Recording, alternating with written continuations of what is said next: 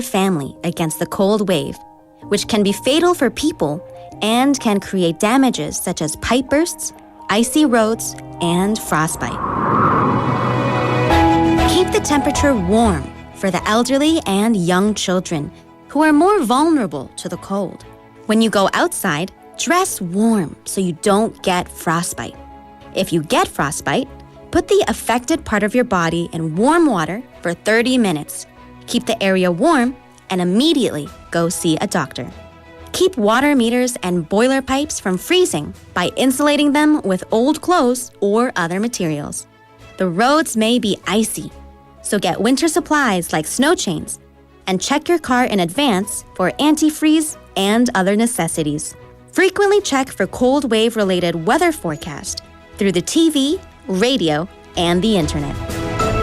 Please follow these guidelines so that we can have a warm and safe winter. This campaign is brought to you by BeFM, 부산영어방송. 안녕하세요. 배우 문지은입니다. 우리 사회에는 일을 할 수 있어도 사회에 나아갈 기회조차 얻지 못하는 발달장애인이 있습니다. 그 여정에 함께하는 위드 슬로우 스타터 캠페인을 시작합니다. 더 많은 첫걸음이 시작될 수 있도록 발달장애인의 출발을 응원해주세요. 공익광고 협의회.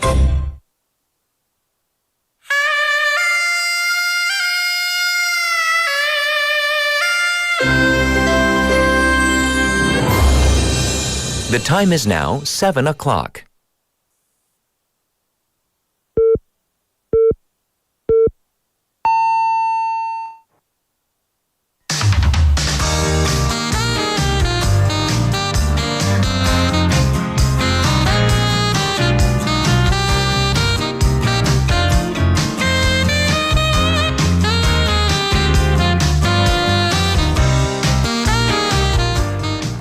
Good morning, wavers. It is the day after Christmas, at least for the wavers that are here in South Korea, which means we only have a few days left in the year 2024. And this is usually the time for festivities, celebrations, and a bit of maybe a spending spree. But it seems that many people are scaling back this year. And uncertainties from the political situation have carried over to the economy, leading to the biggest drop in consumer demand since the global financial crisis of 2008. This also has reduced kind of the spirit of giving as well, as donations have gone down, they say too. It is definitely a cold, cold winter, but hopefully we can take small actions to spread the warmth. I'm Catherine. This is Morning Wave in Busan on Thursday, December 26th on BeFM, 부산영어방송.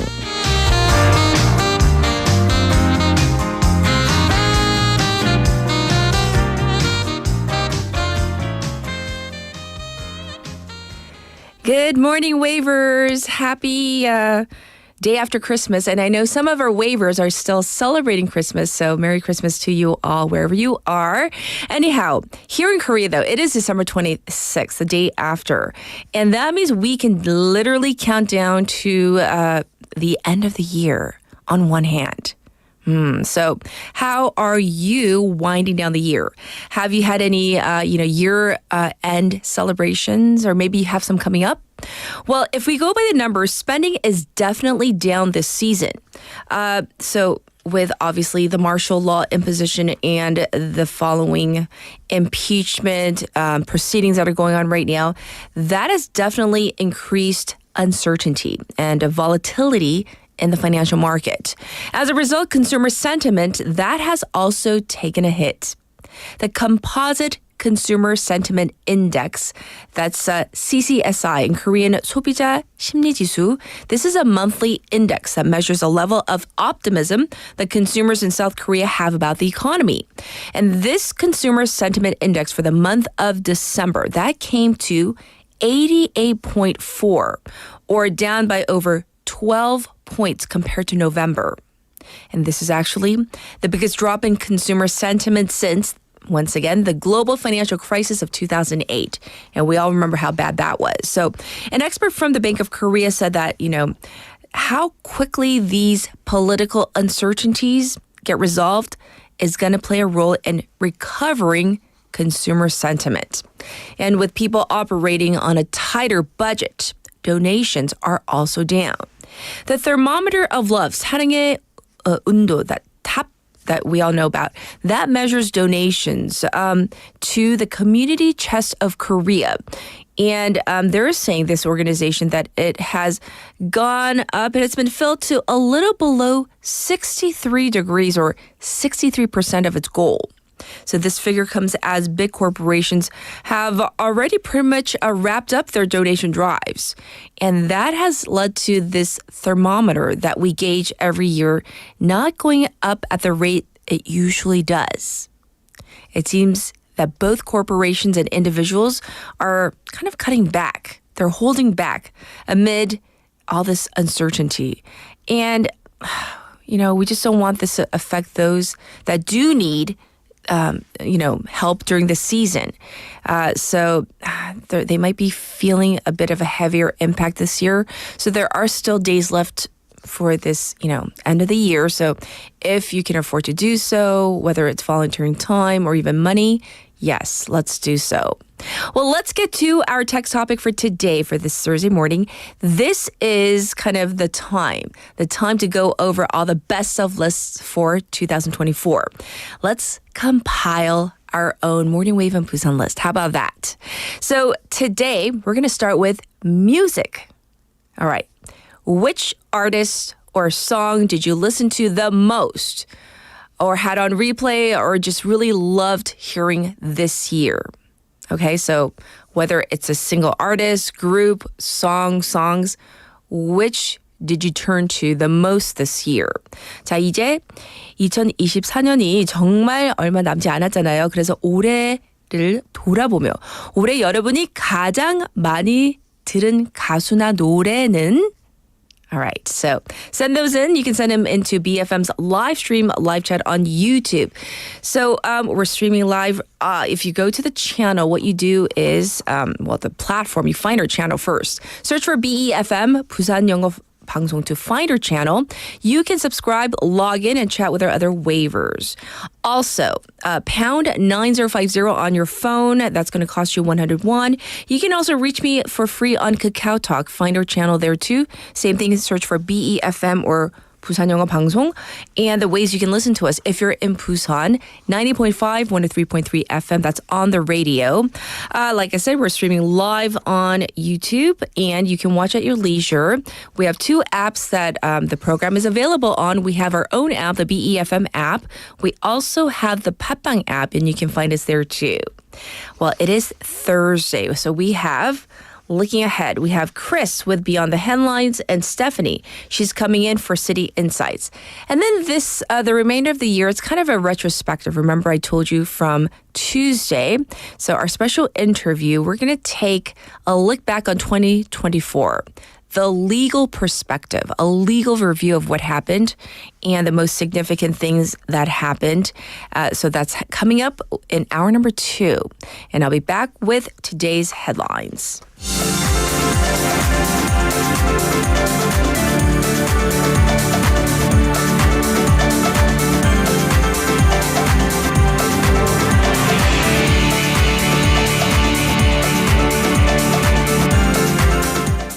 It is now time for today's headlines. It is now 7:07. All right, Yoon fails to respond to CIO's summons for a second time.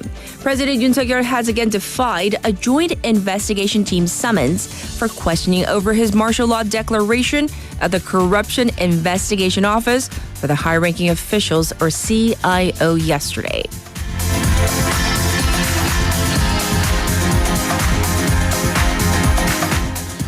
DP defers impeachment plans against acting President Han. The opposition Democratic Party, or DP, has decided to wait until today to introduce an impeachment motion against acting President Han Duck-soo over his refusal to pass the 2 special counsel bills against the first couple.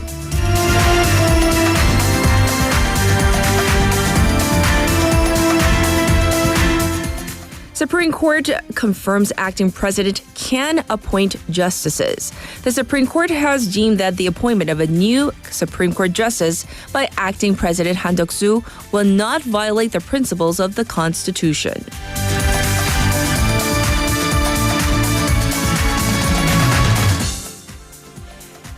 Biden signs 2025 defense bill. U.S. President Joe Biden has signed into law an annual defense policy bill that calls for maintaining American troops in South Korea and reaffirming the United States' deterrence commitment to Seoul.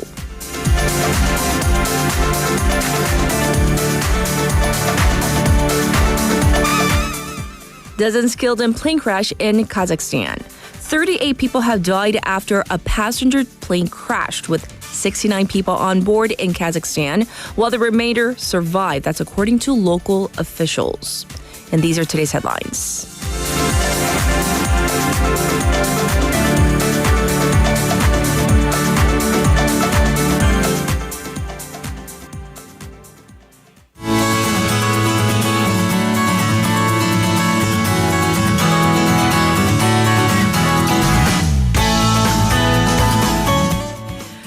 It's now time to check in with Sue for Busan updates. Let's see how she's doing first. Good morning. Good morning, Catherine. How was your Christmas? It was awesome. Oh, what did you do? It was actually one of my best friend's birthday, so I got to be with her for a little while and spend some time with my family. Oh, nice. Well, let's dive into our text topic, which is all about music, right? So did you have like a favorite song or favorite artist that you listen to constantly for the year 2024? This year, I think I focused a lot onto jazz. Jazz, Yeah. really? Yeah. Ah. I appreciate all kinds of music. Sure. But jazz really relaxes me and I feel so much comfortable after listening to. Oh, nice. Okay, jazz music. That does sound very, very soothing. For our first update, let's talk about this just a little bit because we did cover it also. The Consumer Sentiment Index, or the CCSI. So in the Busan region, so specifically, what's going on here? Yes. So according to the Busan branch of the Bank of Korea, the December CCSI for the region fell to 93.3. This is down 12.7 points from November's 106. So the CCSI uses a long-term average of 20 years with a baseline of 100. A value above 100 indicates optimism among consumers, while a value below 100 means pessimism. And during the height of the COVID-19 pandemic, the index fell by 14.1 points. The recent decline being 12.7 points is the steepest since March 2020. And this recent decrease below the baseline highlights a shift toward more negative consumer sentiment in Busan. It is likely influenced by the uncertainty and disruptions surrounding the December 3rd martial law declaration. Yes. So that's what's going on across the country, but specifically here in Busan, the Consumer Sentiment Index. All right. Next up, let's talk about the franchise market here in Busan, apparently showing some significant growth, right? So last year, the number of franchise outlets and employees in the Busan region increased compared to the previous year.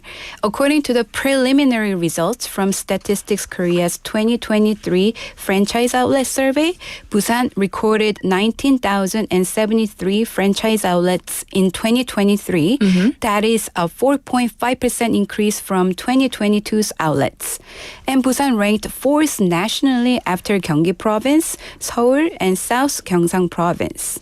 And in addition, the city's franchise workforce grew by 7.1% from 2022 to 2023.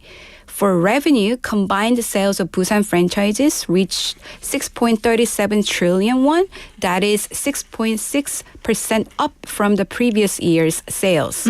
However, this growth was slower than the 19.7% increase recorded in 2022. And in terms of key industry, nationwide, key sectors include convenience stores, Korean restaurants, coffee and beverage shops. And convenience stores were leading in both outlet numbers and total sales revenue. Very interesting to hear about this trend here in the Busan area. So thanks for sharing that with us. Let's move on and now talk about this. We're seeing minimal usage of what they're calling these workation centers in Busan's Haeundae district. And we've talked about these workation centers before. So why? In an attempt to attract living population to work education centers were established to allow individuals to combine work and relaxation together.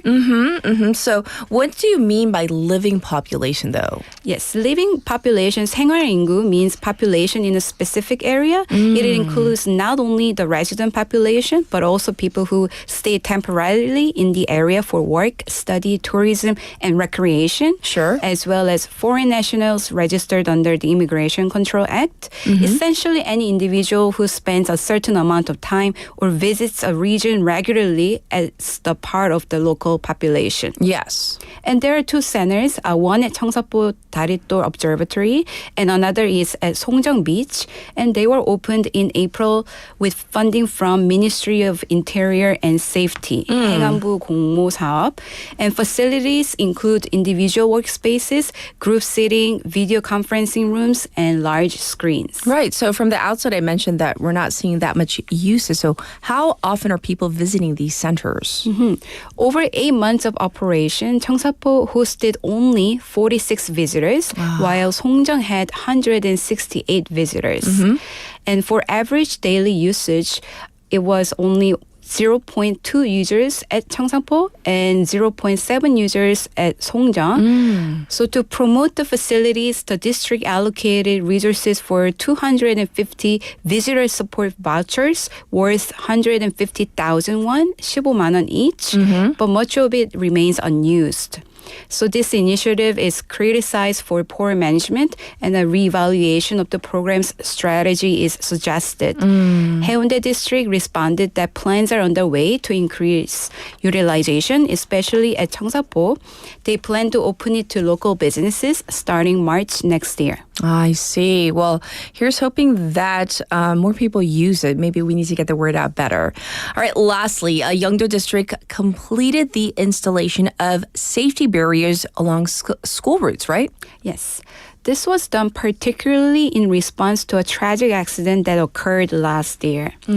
This incident happened when a large 1.5-ton fishing net reel wrapped in a cylindrical shape rolled off from a forklift Yes. 지게차, and struck 4 pedestrians. It resulted in the tragic, unfortunate death of one elementary school student. So to prevent similar accidents, Yeongdo District has now equipped the 736-meter section of Ilsanbong Road with vehicle safety barriers. And these safety barriers are classified under SB4 and SB5 grades, which means safety barrier. And it means they have passed real-world collision tests mandated by the Ministry of Land, Infrastructure, and Transport. The higher the number in SB rating, the stronger the barrier, offering stronger impact resistance. In addition to this particular route, safety barriers have also been installed along the school routes of 10 other elementary schools in the region. Yes. So once again, coming from a tragic incident, I'm glad that those safety barriers are up. Well, thank you for all the updates, Sue, and we'll check in with you tomorrow. Bye. Thank you. And with that, we're going to get to our traffic and weather.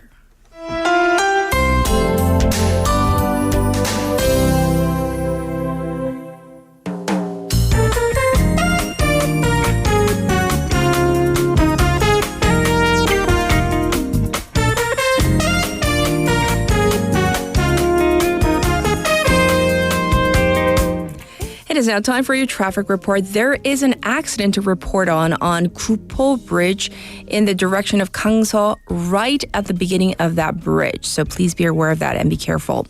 A car has stopped on Namhae Expressway, lane number 2, going towards Kimhae, at the very beginning of the Seobusan Nakdonggang Bridge as well. It's also backed up on Chungnyeoldaero from Minam intersection to Daesung intersection. It's also looking slow on Dongso overpass from Pyeongnakgo ramp to the old Kegum tollgate. As for the weather, it's pretty mild this morning. We're sitting at 4 degrees Celsius here in Centum City. The daytime high will go up to 10 degrees. But it will get quite windy starting in the afternoon, bringing the temperature to below 0 by late tonight. A dry weather special alert is still in effect over Busan. Across the nation, light snow or rain is forecast for parts of Gangwon, Jeju, and Gyeonggi. This was your traffic and weather.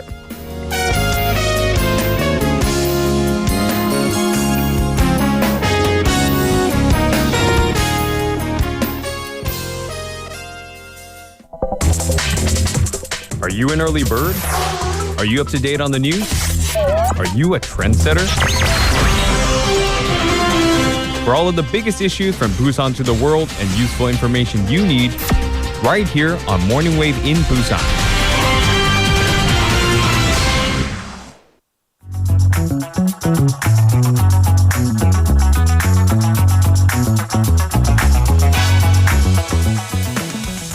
It's now time for News Digest, which means Haley's with us right now. Good morning. Good morning. I hope you had a happy Christmas. I did. It was nice and quiet. It was just you and your older sister? It was just me and my little sister. Little sister. No, my older sister. She's left. busy. Yeah, she was here over the weekend. Oh, so over we the had weekend. our Okay. festivities. We went ice skating, cake building, frosting. There we go. That's sort of like, what do you do with the cake? We didn't build it, but yeah, cake frosting. Not with her kid. Though, yeah. Yes. And all that. And then yesterday, I was like, I want to cook, so we went out for dinner. Nice. And then we found a bookstore/cafe, and we read. Oh. Well, I read. She was on her phone for a while. And in the spirit of Christmas, I did not yell at her, which is saying something. Because Am I Santa? we watch and we don't judge, right? I was judging inside. I just didn't verbalize it. Exactly. It was so hard. Good of you. Thank you. About our text topic, favorite song, artist for 2024, what do you have? All right. So I went to my music app and Yes. I scrolled around for the most listened to songs and artists. Definitely the two artists that I went and saw, was it this year? Nell, Korean. And then was Sam Smith this year? Or was he Was it last this year or was it last year? Anyways, but I kept listening to Sam Smith. And then K-pop artist Woods, definitely a lot of Ed Sheeran, Adele, you know, the good stuff. Yes, all good music and good artists. Well, we're going to dive into our first news story. So, as the impeachment proceedings for President Yoon Suk-yeol, they are set to begin tomorrow. The National Assembly may be considering an impeachment motion against the acting president. So, we need to go over what this is, why. Right. So we're going to set aside the Yoon impeachment against President Yoon Suk-yeol for now, and then go to the potential impeachment motion against the Kwon Han-taeng acting president Han Duk-soo. Yes. So he has been under criticism for several things. Number one, for kind of sitting on several issues related to the impeachment and martial law investigation against President Yoon.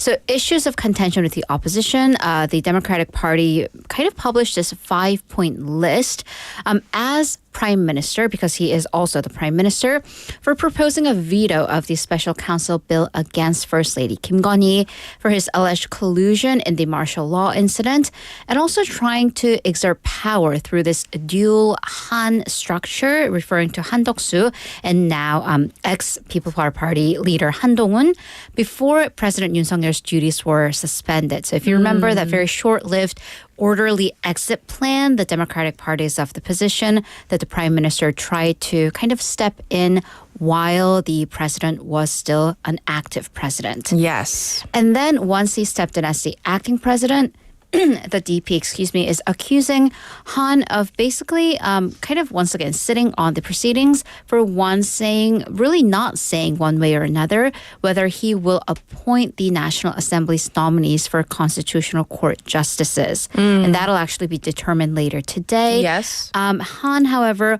also used his presidential veto power to send back 6 bills to the parliament, including the Grain Management Act. So it seems that the ruling party and the opposition party, they're kind of torn on where the acting president's powers lie. Where's the line? If he can veto bills, does that not mean he can also appoint justices? And then also, the Han said that bills follow the Constitution and the law, or they should follow the Constitution and the law. Okay. And the majority of the people need to find it acceptable. And he was referring to the double special counsel bills against President Yoon Suk-yeol for his insurrection charges and also against the First Lady. Here, the Democratic Party questioned how an insurrection investigation could be a subject of compromise. However, the Democratic Party is going to hold off on introducing ruling the impeachment motion against the acting president, at least for now, right? So today is the day. It's kind of we're in limbo right now because the initial plan was for them to introduce the impeachment motion before Christmas. However, on Christmas Eve, that was Tuesday, they flipped the decision to hold it off pending Han's appointment of the Constitutional Court justices. So the National Assembly will pass the nomination confirmations reports today, given that's kind of obvious given the Democratic Party has majority. Yes. But if Han does not appoint these justices today, then the DP will introduce the impeachment motion tomorrow. Okay, so it's kind of a temporary reprieve. Well, in the meantime, the Constitutional Court reaffirmed that it can rule on the impeachment with just 6 justices? Right. So the situation is kind of all over the place. As you said in news headlines, the Supreme Court, 대법원, said that the sitting or the acting president can appoint Supreme Court justices. Yes. And that kind of carries over to the Constitutional Court. However, this comment by now the Constitutional Court 헌재, it came after President Yoon Suk-yeol's attorneys yesterday.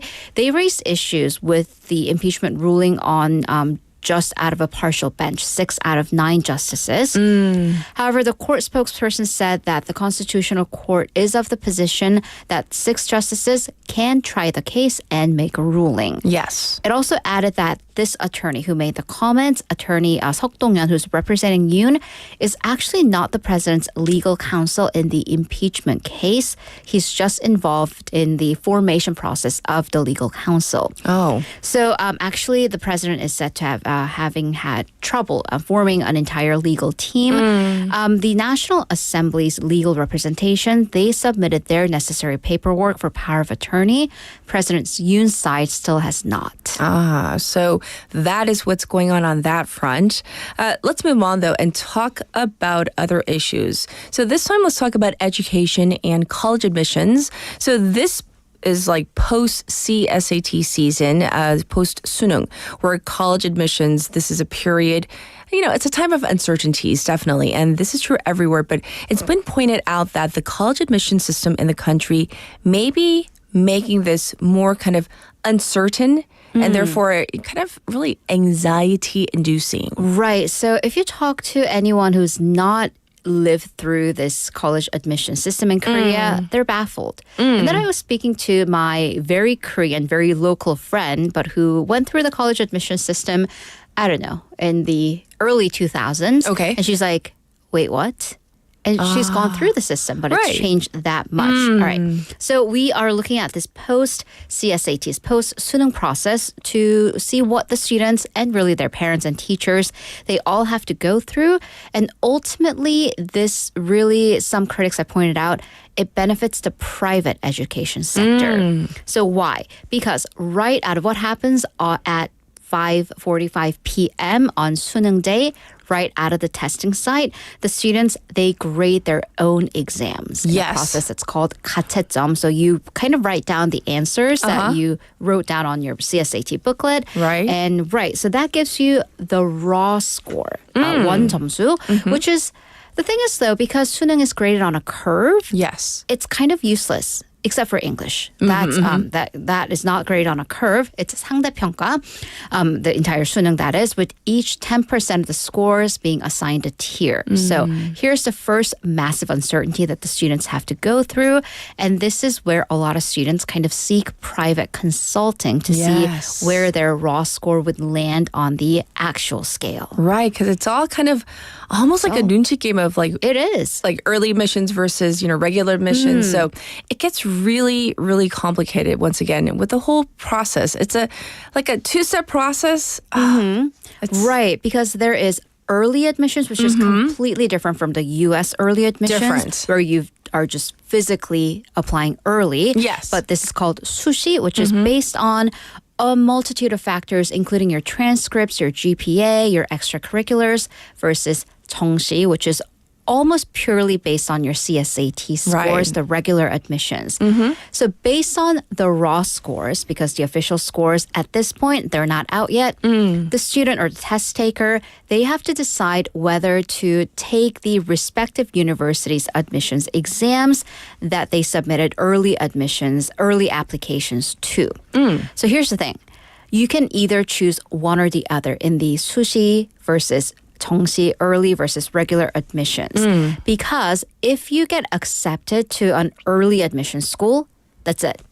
There you go. You're done. It doesn't matter how well you did on your Exactly. So let's just CSAT. say, for the sake of argument, you Yes. got accepted on early admissions to what we would colloquially consider mid-tier school. Okay.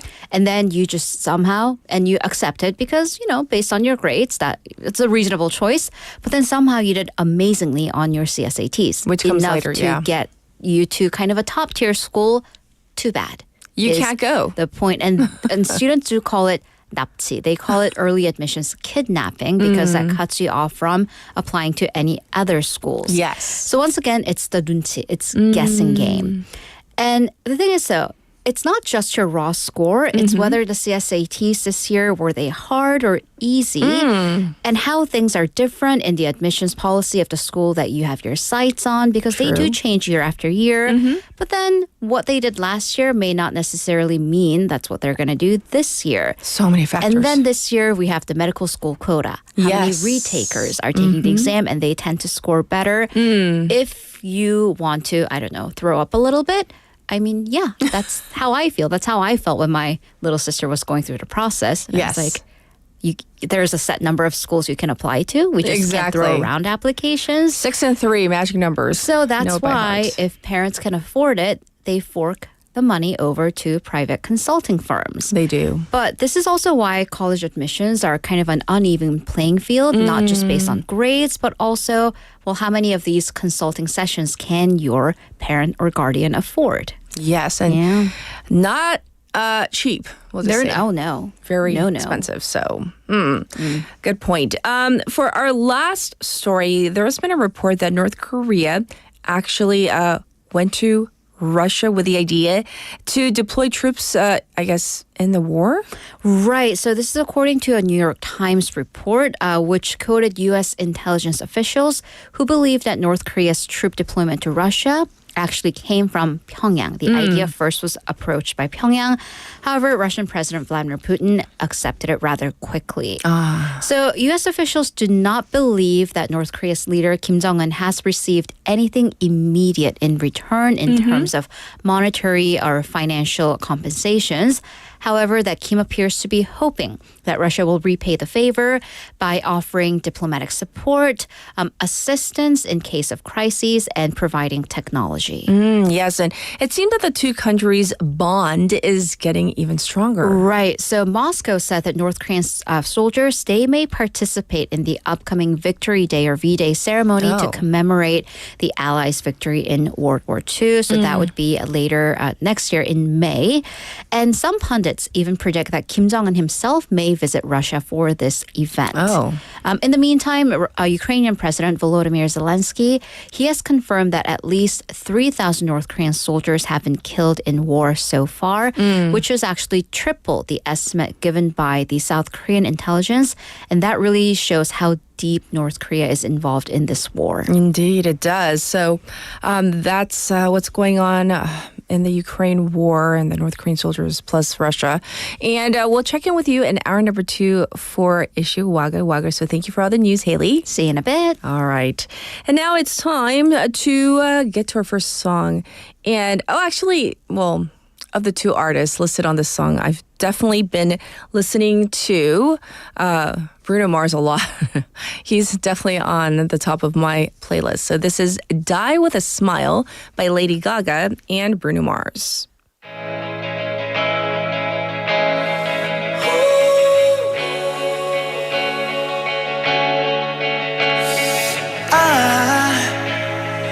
I just woke up from a dream where you and I had to say goodbye. And I don't know what it all means, but since I survived I realized wherever you go, that's where I'll follow. Nobody's promised tomorrow, so I'ma love you every night like it's the last night, like it's the last night. If the world was ending, I wanna be next to you.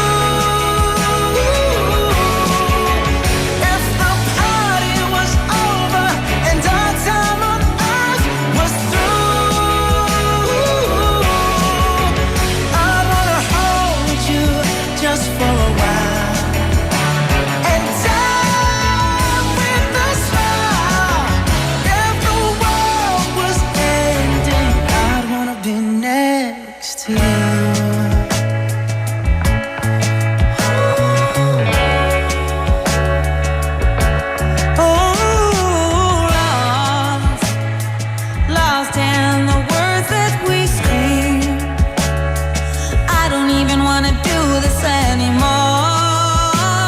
'Cause you already know what you mean to me, and our love's the only war we're fighting for. Wherever you go, that's where I'll follow. Nobody's promised tomorrow, so I'ma love you every night like it's the last night, like it's the last night. If the world was ending, I wanna be next to you. If the party was over and our time on earth was through, I wanna hold you just for a while and die with a smile. If the world was ending, I'd wanna be next to you, right next to you, next to you, right next to you.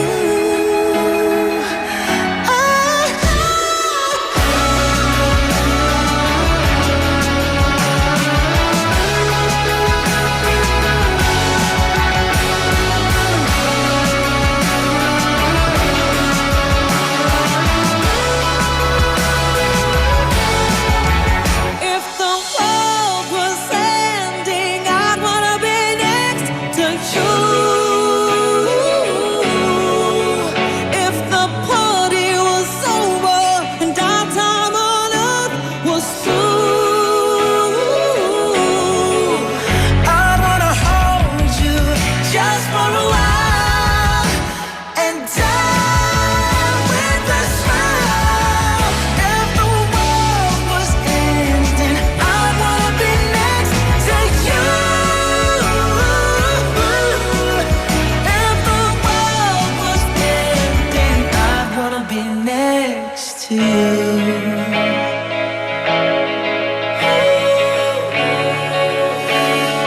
I'd wanna be next to you.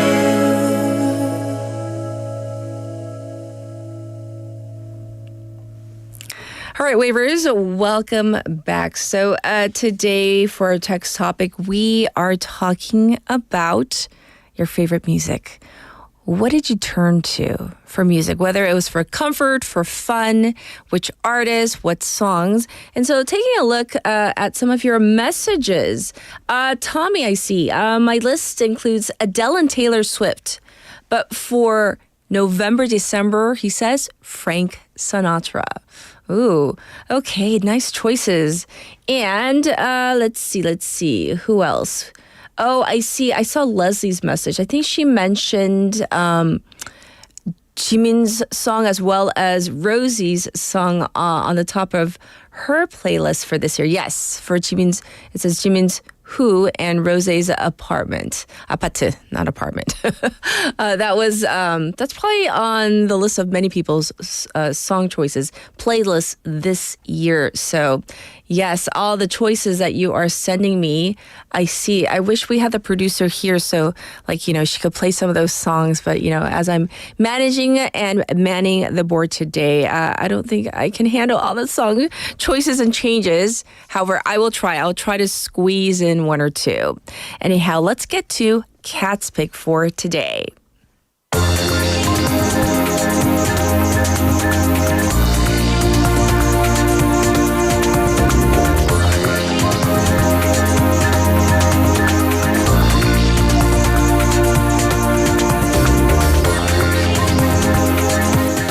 For today's Cat's Pick, I want to talk about what happened in Colorado at a ski lift. Apparently, hundreds of people were stranded, or they say at least about 200 were stranded when a ski lift kind of shut down. So let's get to the clip from Good Morning America.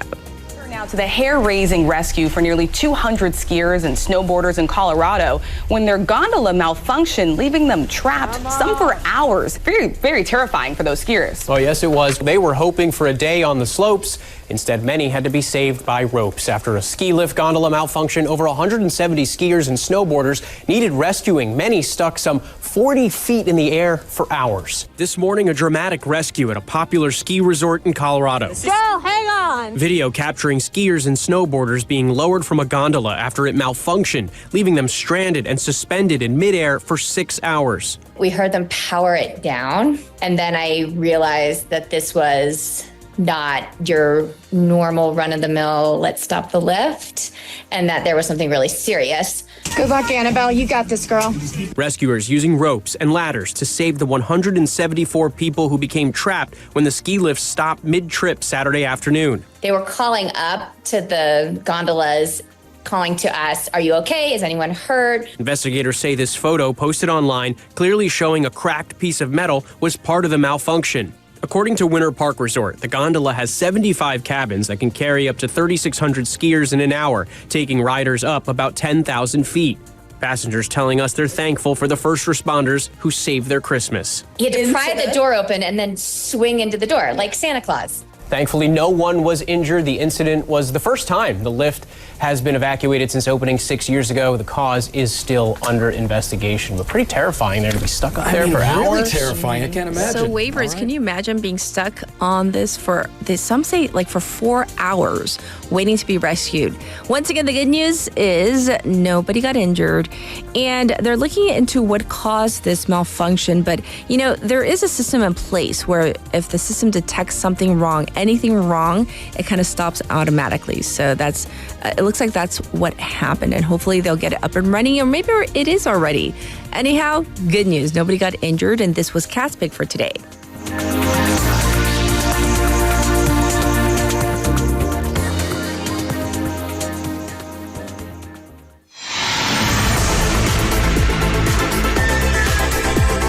Stay tuned. You're listening to Morning Wave in Busan.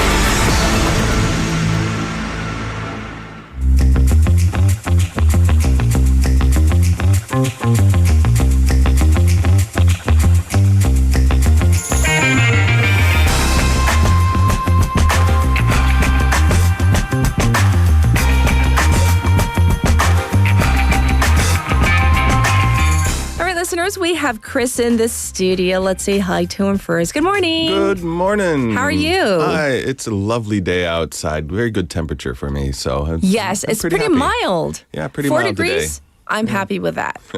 So I hope you had a good Christmas. I did. It was very wonderful. Did you? Yes. I'm a little tired.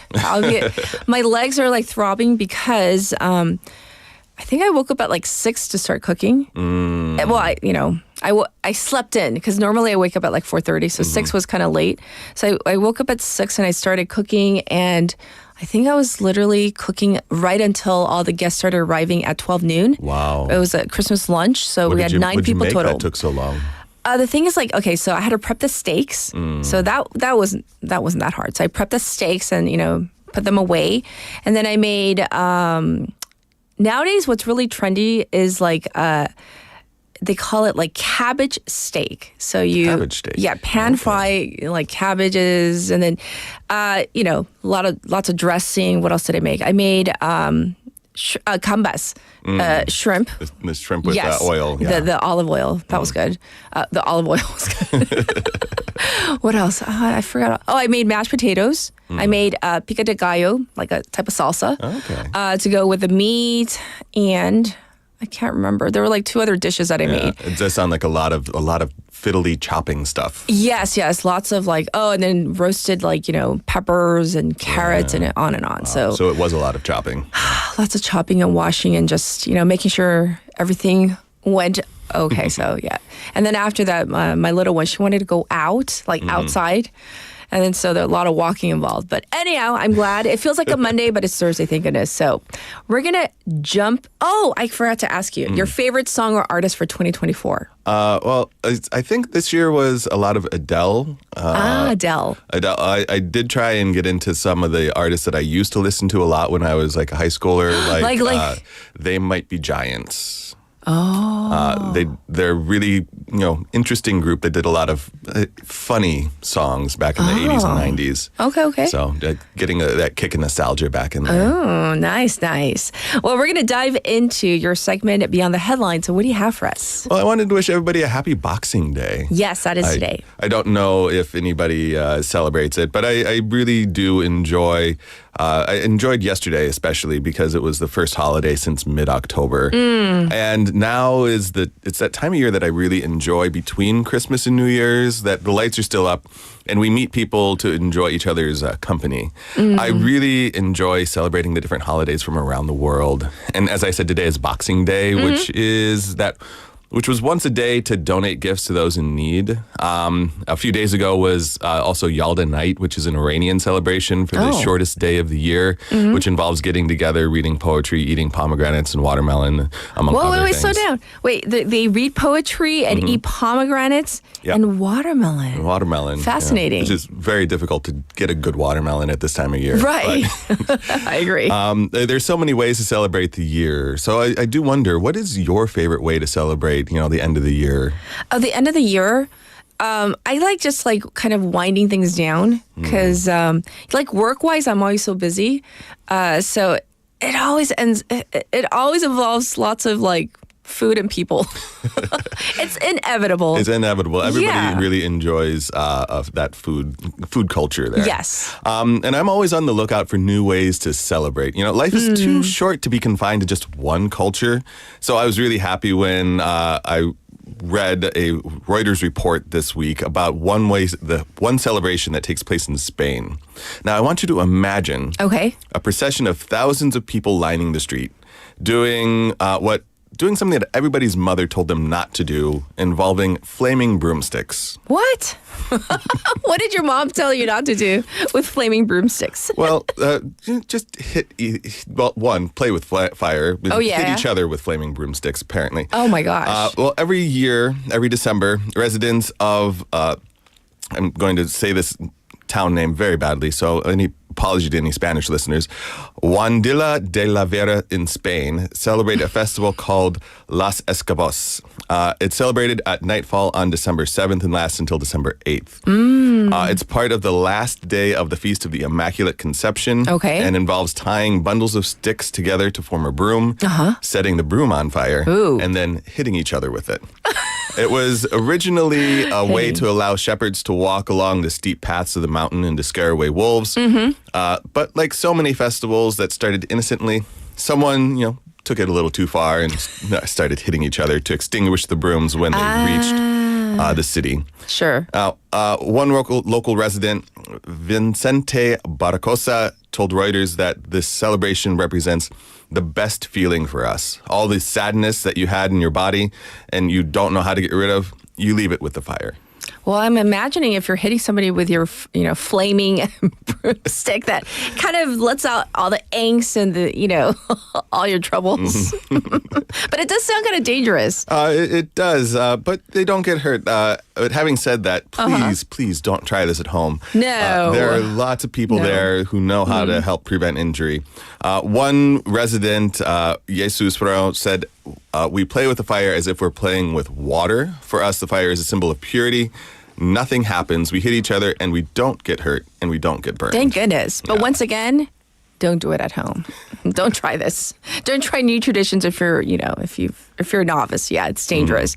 So that is definitely one way to celebrate the end of the year. But, many of our listeners would maybe prefer to go out in the cold this year. I mean, are there any festivals that, they might try out if they're outdoors? Well, there are a lot. They could even try within Korea, but I have to break some bad news to our listeners. And what? According to the Korea Herald, many of the festivals this year that rely on freezing temperatures are being pushed back due to the warmer temperatures or being canceled altogether. Oh, really?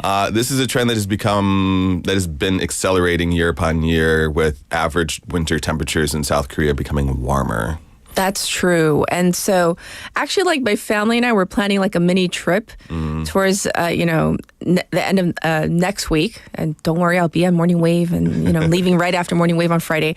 Just here locally to the Gangwon area. And like, the kiddies keep on asking, like, is it going to snow? I'm like, I'm assuming it's Gangwon. So it's like, I'm assuming there will be like real snow, but like, I hope nothing's canceled there. Yeah. So which festivals are we talking about?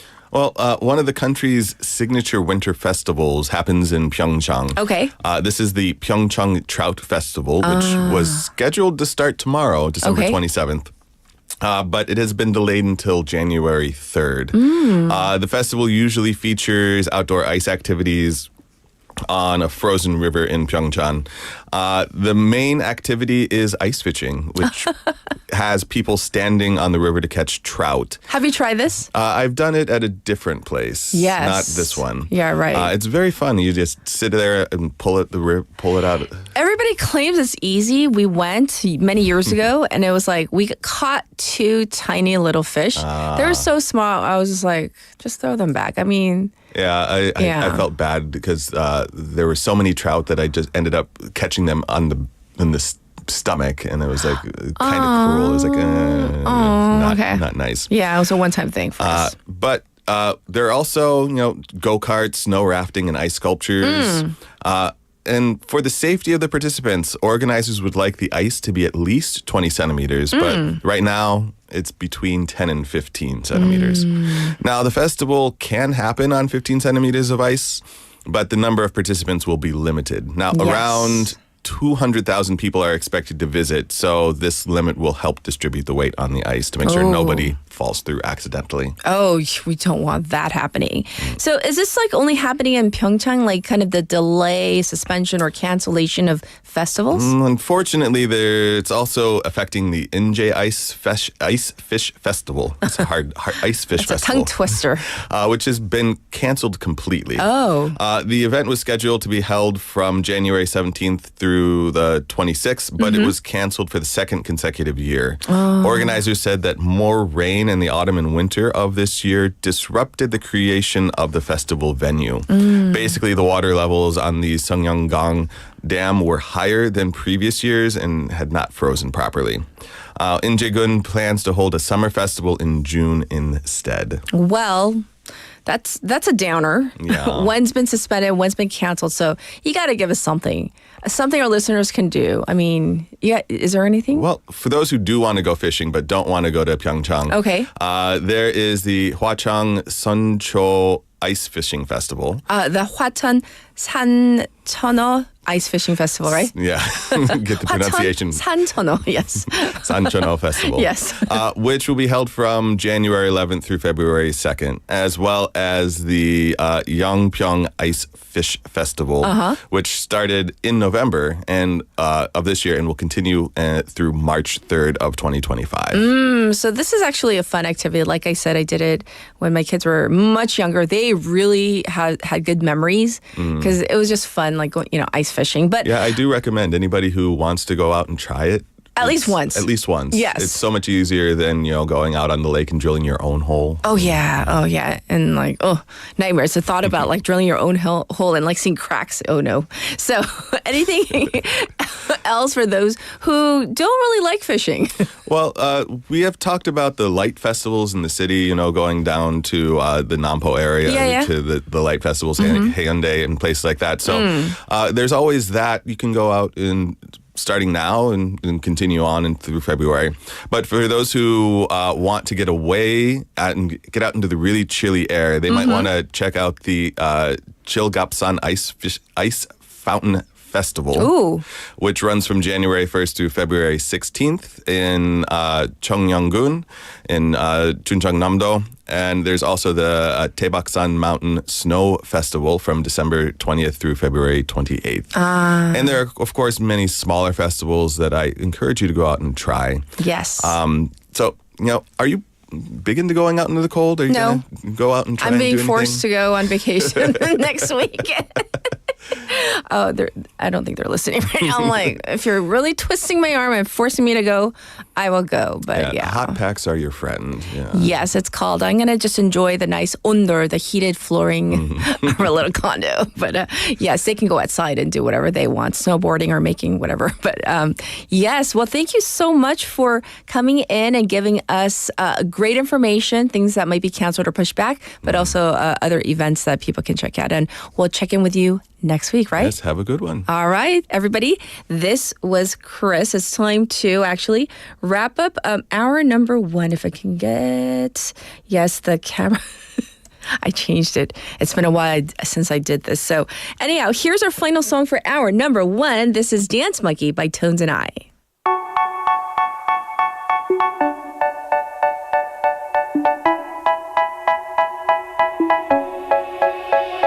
They say, oh my God, I see the way you shine. Take your hand, my dear, and place them both in mine. You know you stopped me dead while I was passing by. And now I beg to see you dance just one more time.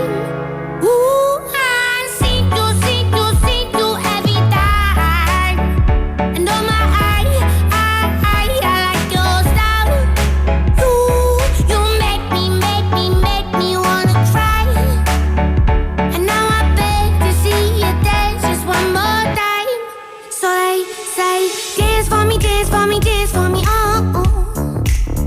I never seen anybody do the things you do before. They say, move for me, move for me, move for me, eh. And when you're done, I'll make you do it all again. I said, oh my God, I see you walking by. Take my hands, my dear, and look me in my eyes. Just like a monkey, I've been dancing my whole life. But you just beg to see me dance just one more time.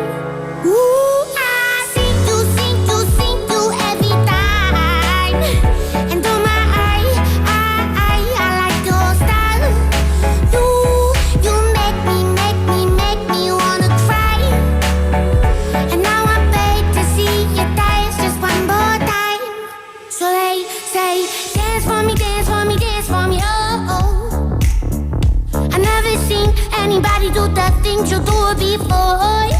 They say, move for me, move for me, move for me, eh. And when you're done, I'm back to do it all again. They say, dance for me, dance for me, dance for me, oh, oh, oh, oh, oh, oh. I never seen anybody do the things you do before.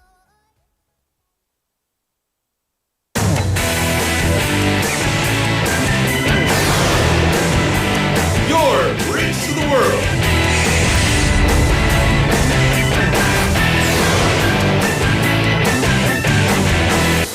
BeFM 부산 영어방송.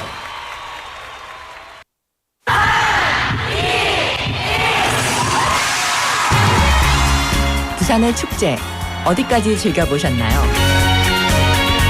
과거와 현재, 미래가 공존하는 항구 도시 부산. 이곳 부산은 계절을 물들이는 다양한 축제로 늘 풍성합니다. 봄의 시작을 알리는 봄꽃 축제부터 부산의 여름을 만끽하는 바다 축제, 전 세계 영화인들이 모이는 부산국제영화제와 새로운 시작의 해맞이 축제까지. 부산의 축제는 우리의 열정을 가득 담고 있습니다. 바쁜 일상은 잠시 뒤로 하고 특별한 시간을 선물 받는 바로 이곳 부산에서 우리의 삶은 축제가 됩니다. 축제로 하나 되는 부산, 여러분은 어떤 축제를 기다리시나요? 이 캠페인은 대선공익재단과 BeFM 부산영어방송이 함께합니다. 혹시 지금 운전 중이신가요? 어린이 교통사고 피해자 수는 지난 3년 평균 약 9만 명. 특히 어린이 보호구역 안전기준이 강화된 이후에도 어린이 보호구역 내 사고는 지속적으로 발생하고 있습니다. 스쿨존에서는 반드시 시속 30km 이하 서행, 스쿨존 내 불법 주정차 금지, 차량 출발 전 앞뒤 좌우 살피는 습관으로 어린이가 안전한 도시를 만듭니다. 참, 운전 중 휴대전화 사용은 모두에게 위험합니다. 우리 모두를 위한 교통안전. 나부터 실천하면 모두가 안전해집니다. 어린이가 안전하게 뛰어놀 수 있는 부산. 아이 키우기 좋은 도시는 우리 모두의 미래이자 희망입니다. 이 캠페인은 어린이가 안전한 부산을 만드는 은행, B&K 부산은행과 함께합니다.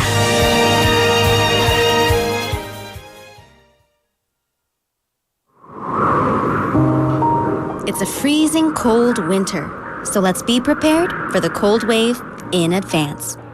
Please be prepared to protect yourself and your family against the cold wave, which can be fatal for people and can create damages such as pipe bursts, icy roads, and frostbite.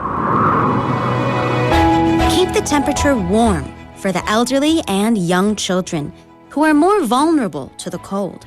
When you go outside, dress warm so you don't get frostbite.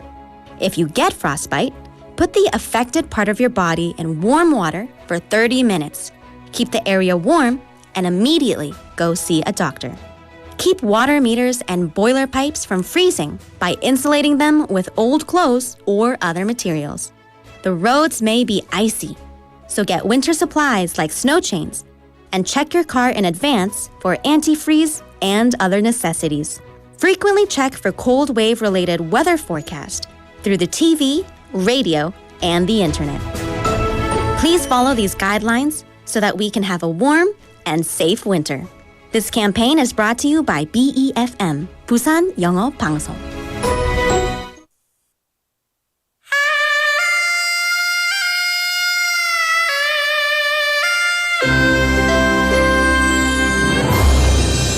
The time is now 8 o'clock.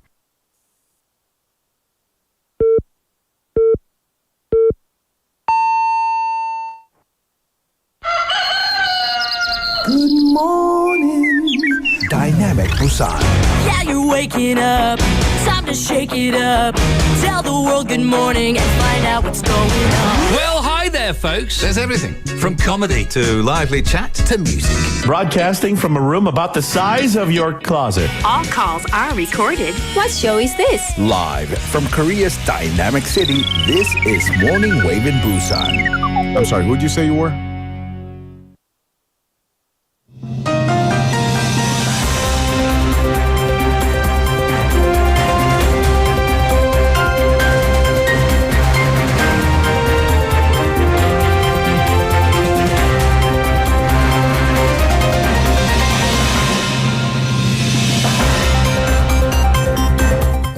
It's 8 o'clock. It's now time for news highlights.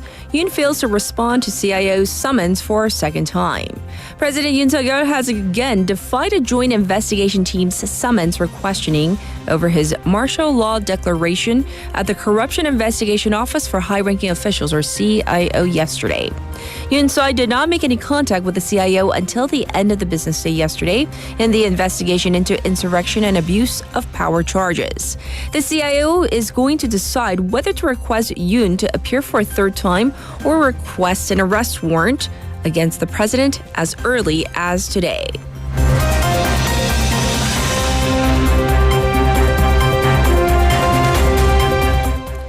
DP defers impeachment plans against acting President Han.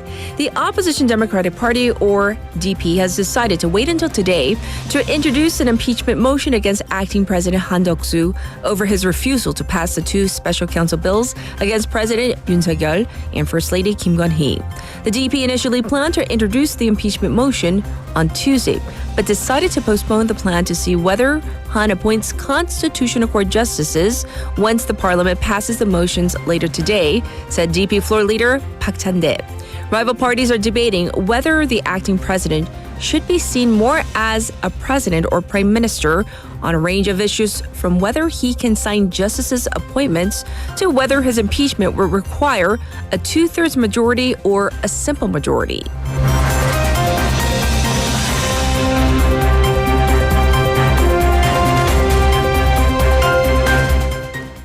Supreme Court confirms acting president can appoint justices.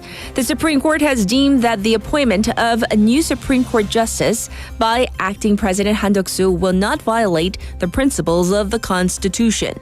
The Supreme Court also said that a delay in the appointment process for justices may also delay the top court's hearings and may cause the people to have to experience prolonged legal disputes.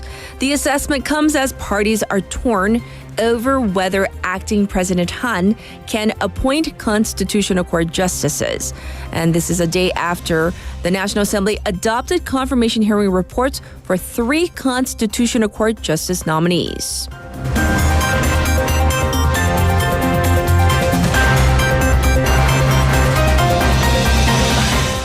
Biden signs 2025 defense bill. U.S. President Joe Biden has signed into law an annual defense policy bill that calls for maintaining American troops in South Korea and reaffirming the United States deterrence commitment to Seoul. The legislation highlighted the sense of Congress that the U.S. Secretary of Defense should reinforce the alliance with South Korea by maintaining the presence of some 28,500 U.S. Forces Korea personnel, said the White House. Biden's signing came amid lingering concerns that U.S. President-elect Donald Trump might try to reduce U.S. troops stationed in South Korea.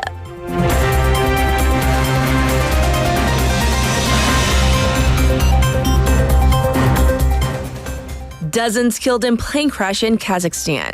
38 people have died after a passenger plane crashed, with 69 people on board in Kazakhstan, while the remainder survived, according to local officials. Azerbaijan Airlines flight J2A243 en route to Grozny in Russia caught fire as it attempted to make an emergency landing near the Kazakh city of Aktau due to heavy fog. Those on board were mostly Azerbaijani nationals, but there were also some passengers from Russia, Kazakhstan, and Kyrgyzstan. And this was News Highlights.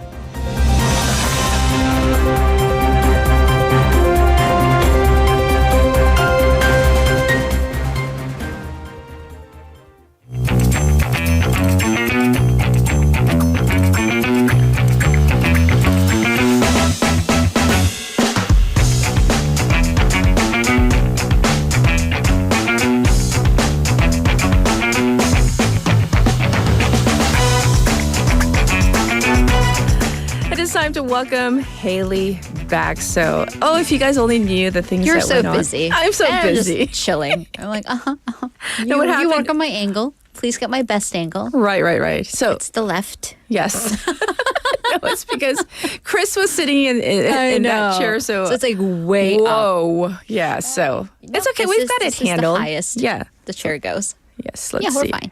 Okay. There you go. A little higher. 피디님 빨리 오세요. 내일 꼭 오세요. Okay, so let's dive into Waggle because a lot of celebrities came out in support of the impeachment, including singer Lee Seung-hwan, who actually performed at the rallies. And soon thereafter, one city canceled his performance. And this story, it was like really hot over the weekend, right? It is still kind of growing now. There's a lawsuit involved. Oh. So Lee Seung-hwan is well-known, period, but also in the performance circuits for his live concerts. Very good live, I've heard. So he's also been quite public with his political leniencies. So on December 13th, he went on stage at one of the impeachment rallies free of charge and sang, I believe, 7 songs, had a whole concert there.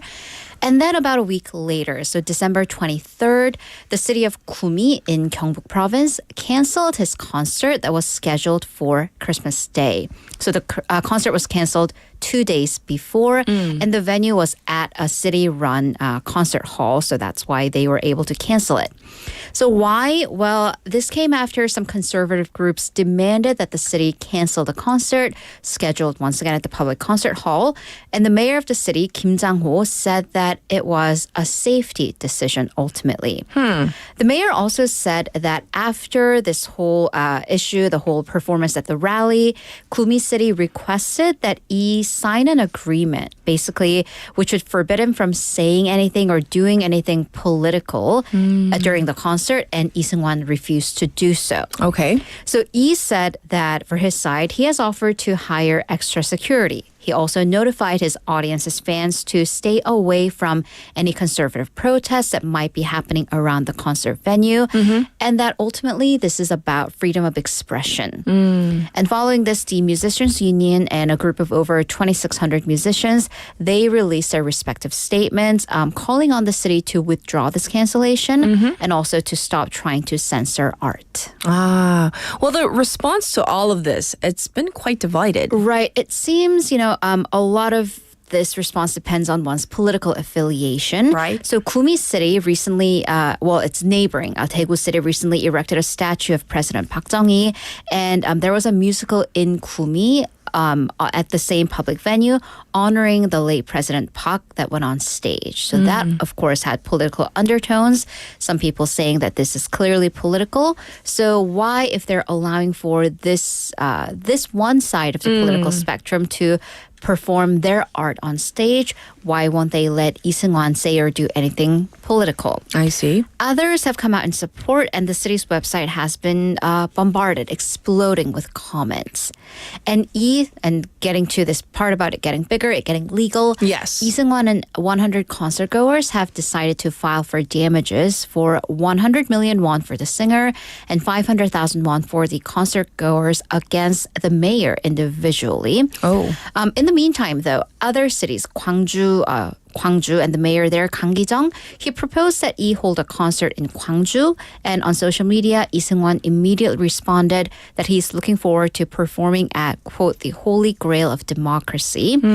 And he said that because of this scandal, his tour has been actually extended. More cities have proposed tour dates and concerts. So it has been extended to July of next year. I see. So that's the latest kind of sidebar to everything that's been happening here domestically. Well, next up, the site of the latest global territorial dispute is apparently Greenland. Greenland, according to one person, and that would be the U.S. President-elect Donald Trump. So he wrote this on his Truth Social platform. He stated, "For purposes of national security and freedom throughout the world, the U.S. feels the ownership and control of Greenland is absolute necessity." Right. So why? But didn't he kind of... It's been mentioned before. He has. It was mentioned back in 2019 when he suggested, while he was president, to buy Greenland. Yes. So let's talk about Greenland. Why Greenland? Yeah, what is special about Greenland? So it's an autonomous Danish territory. It belongs to Denmark, but it's also home to a large U.S. space facility that is very strategically important to the U.S. It also has the shortest route going from North America to Europe. Okay. And also major mineral reserves. Geographically, if we are looking at just distance, the capital of Greenland is closer to New York City than Copenhagen, which is the capital of Denmark. Separately on Sunday, though, this isn't Donald Trump's only territorial ambitions, I suppose. He threatened to reassert control over the Panama Canal, which the U.S. did build, or at least had a significant role in building, but, belongs to Panama at this point.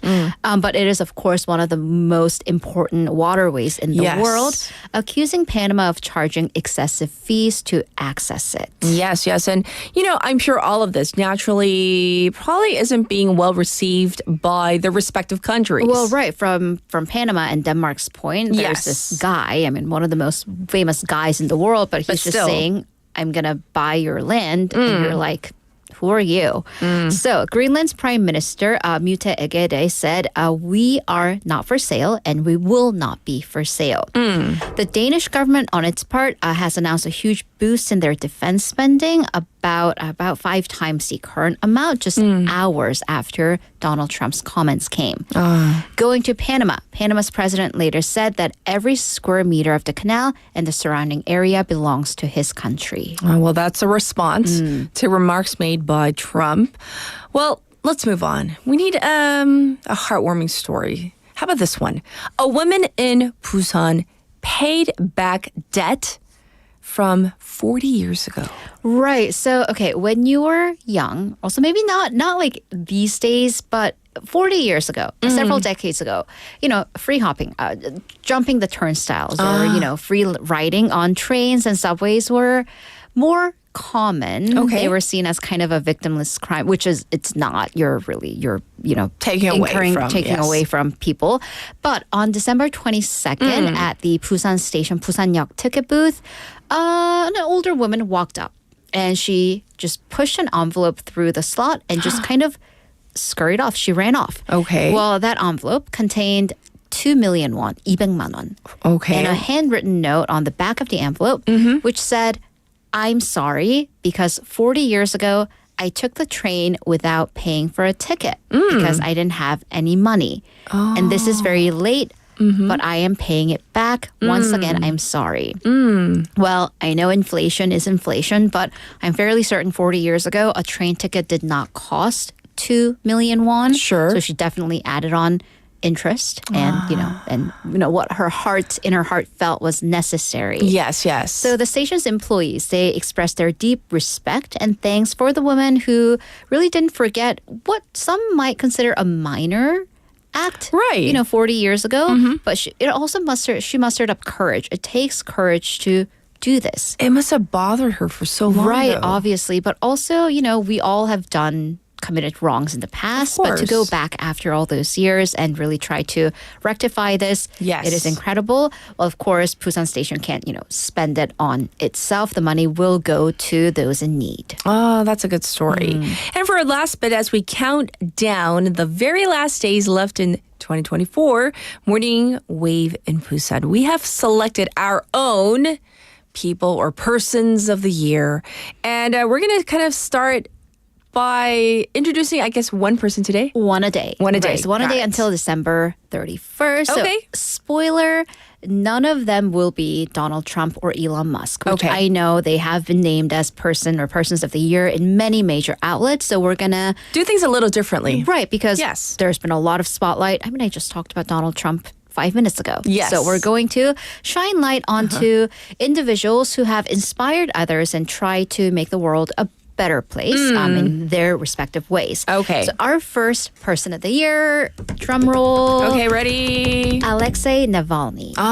Right. The Russian opposition leader and a longtime Putin critic who unfortunately died at the age of 47 this February. That's true. So he was educated at Yale. He was trained as a lawyer turned political activist. He and his group exposed this deep corruption that laid at almost every level of the Russian government. So his consistent message was a simple one, that President Vladimir Putin's party was full of, in Navalny's words, crooks and thieves. Very famous line. Okay. He has accused Putin of, once again, quote, sucking the blood out of Russia through a feudal state that concentrated power at the presidential palace. So he claimed that the patronage system was like old Tsar system back in old Russia. Yes. Unfortunately, this earned him multiple jail sentences in some of the roughest prisons across Russia and even poisoning attempts. And this is kind of what made him very famous in some circles. Even from behind bars, though, he encouraged others to resist. However, unfortunately, in February of this year, once again, he was serving his sentence at a prison in the Arctic Circle. Rough conditions once again. He lost consciousness on a walk, and that was the end. Well, that's what we have heard.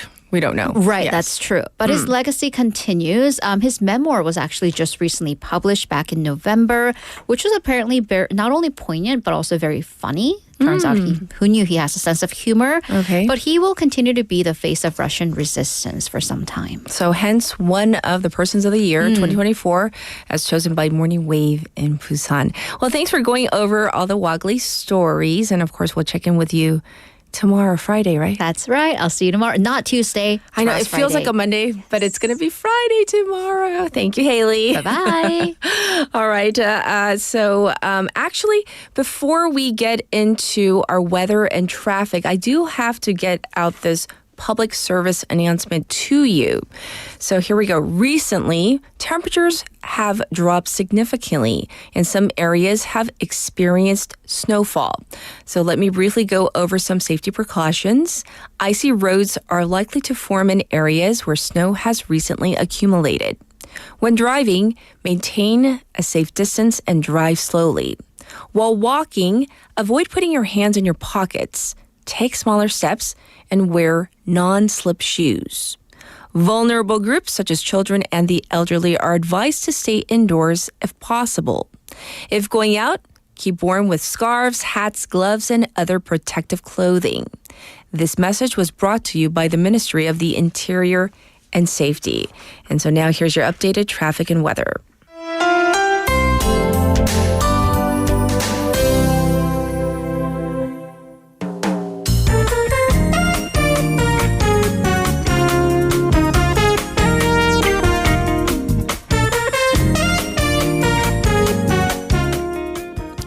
It is now 8:18. Here's your traffic report. There's congestion on Nakdong-Namno from Gangso Police Station to Seongsan Three-Way intersection right now.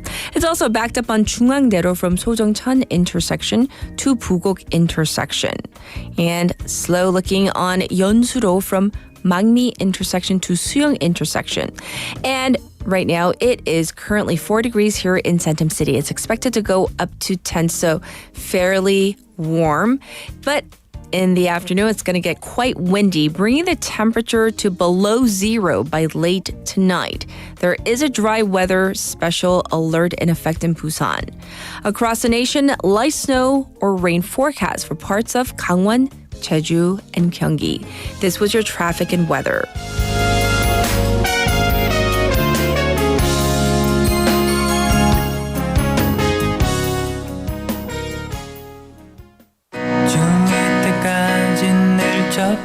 And this is 고백 by Deli Spice. 겨우 160이 됐을 무렵 쓸만한 녀석들은 모두 다 이미 첫사랑 진행 중 정말 듣고 싶었던 말이야 물론 2년 전 일이지만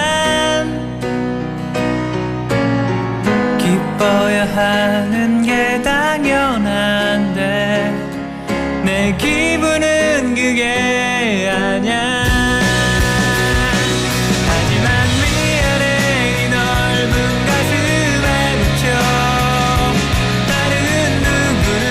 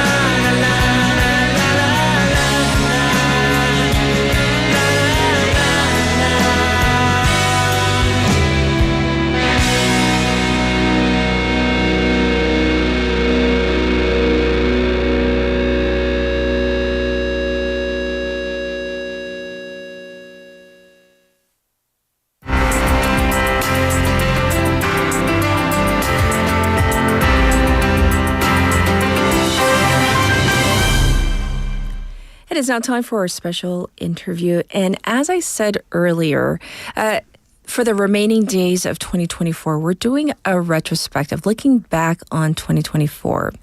And in 2024, South Korea faced major legal and political changes that shaped the nation's future. President Yoon Suk-yeol declared martial law in December, claiming threats to national stability, but this led to swift opposition from lawmakers. His impeachment by the National Assembly and the Constitutional Court's pending decision have raised important questions about leadership and the rule of law. At the same time, new laws like regulating online platforms highlight ongoing efforts to adapt to modern challenges as the country looks forward to the year 2025. Let's learn more about the top legal issues. We've invited back Professor Song Se-ryun, who is professor of law at Kyunghee University. Let's say hi to him. Hi, welcome back, Professor. I hope you had a good Christmas, or maybe you're still celebrating. A celebration is over, but good morning. Yes, indeed. Well, in your view, what has been the most significant legal development or issue that really shaped South Korea's legal system this year? Well, I think we're still hungover from the impeachment issues. So they're pretty broadly constitutional issues about the separation of power and what power presidents have and what kind of checks and balances we have. Those important constitutional issue, I think, is the most pressing issue at this point, and also an ongoing issue. So I'll pick that one. Yes, indeed. I mean, it's still on the minds and tongues of everybody, of course, so important. And following that, though, aside from that issue, what would you consider as the second most impactful legal event or reform, and how that has influenced the practice of law or judicial decisions? Well, that was a difficult issue. I mean, we could pick some the rulings about the individual rights, the same-sex marriage issues, and labor issues. But I think I will follow up on what you said in the introduction, which is the technology impacting the legal field, meaning that there's a large language model evolving into the AGI, the artificial general intelligence, and that impacts all those the industries that requires strategies, thinking, and advices. I think the legal field is getting very much impacted by it. Now it's not the issue that came up this year. I mean, it started in the middle of 2010s, but since last year, this large language model and also innovations of the intelligence models and artificial intelligence is really kicking up the gear. And we saw some trends in the legal field as well. Daryugaju had their legal platform using AIs and giving cyber advices, and that triggered a courtroom fight with the lawyers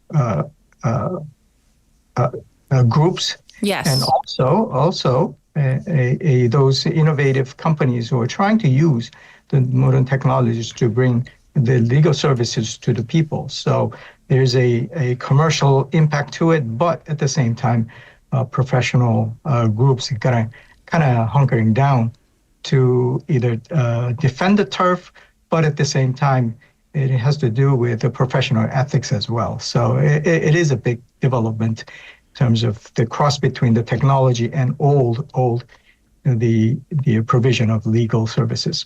And as a legal expert, a professor of law, I'm sure there are other issues, but maybe we can get one more from you. So we're going to kind of do it like a top three. So we heard your top choice, obviously, on the minds of everybody. And this one, anything else that really stood out to you this year? Well, this is also not a news, but I think this year I'm noticing more that the Korean law firms are getting more specialized, meaning that about 10 years ago, if I ask an attorney what's your specialization, he or she might say, well, I do everything. So there is a kind of generalist mentality to it. Yes. I see more that not only the big firms, but the boutique firms, even the term itself is becoming more prevalent, and even the smaller firms are specializing more. That means that's a result of having more attorneys in the market because of the law school system that has been producing a lot of lawyers. So yes. They have to kind of find a niche. But at the same time, that means we're providing more services, more specialized, more expertise services to the different areas of law and different clienteles. So I think it's a positive move. I think that this will kind of make Korean market, legal market, more sophisticated and specialized, and probably more innovations might ensue. I see. Interesting pick for your third pick, but something that we probably wouldn't have thought about. Well, among the challenges that came up this year, Professor, what do you see as the most pressing legal concern that still requires urgent attention moving forward? I mean, is it all about, the martial law declaration and the aftermath of that, or is there something else? Well, I think that kind of following up on what I said about the specialization, yes, the access to law has been a concern. I mean, still, I think it's still a big concern at this point. The statistics says that the only about 10%, 15% of the general populace can utilize legal services. And that's why the having more lawyers, having the attorney's fee kind of coming down a little bit is a news for the lawyers, but it is a required kind of step for the more the general access to the legal service for the people. And I mean, I'll tie that to the artificial intelligence and that kind of service is kind of bringing more generalized services to the people. There is a kind of a system where people will just search in the Google or a neighbor about their legal issues, but then they can go to more platform-focused AI generate answers. But that could lead to an attorney who is really has the experiences and specialized legal knowledge. So I think the access point is rather than going directly to the attorneys and trying to see what kind of hourly, consultancy rate is. Yes. But you start pretty small and pretty easy with the services that are specialized for the legal access. Very interesting. And if we look ahead to 2025, do you see any trends or developments that are kind of on the horizon that you might be anticipating that will kind of really define the legal sector for the coming new year? Well, it depends on the sectors. I think one of the things I would kind of highlight is that we've been talking about as a political agenda, a lot of reforms. Yes. For example, the labor reforms could require some adjustments to the labor laws, and also what the kind of rights that not only those people who are in the labor unions, but those people who are not. Be they're in a gig industry or they are not part of the kind of the big labor union issues. And that, I think, requires more generalized concept about how to protect laborers' right, even if they're not in the labor unions. I think that's the kind of future that people are looking at, because these traditional industries who were in the manufacturing sector with defined site, defined the membership of the labor union or the membership of the company. Right. These days, sometimes we're loosely related to some work because we're assignment based, or we're in a gig industry, or we have many different income streams by choice or by necessity. To put it bluntly, our economic environment is changing very, very fast. Yes. Only because of the AI, but because of the kind of economic situations going forward. I think the law has to catch up. That's why I mentioned that the fair labor laws has to take into account a new environment, the digital economy included. And that requires a lot of, strategizing and thinking. Sure. Fighting in the National Assembly for the political issues. They have really put their heads together to look at these future issues. And these futures are not distant futures. Futures that we are just stepping into. Yes. So I think that the marriage between what the politicians should do in the National Assembly and what the legal the impact would be going forward, and also the change of the economic environment. Those things have to come together in a sense. Yes, yes.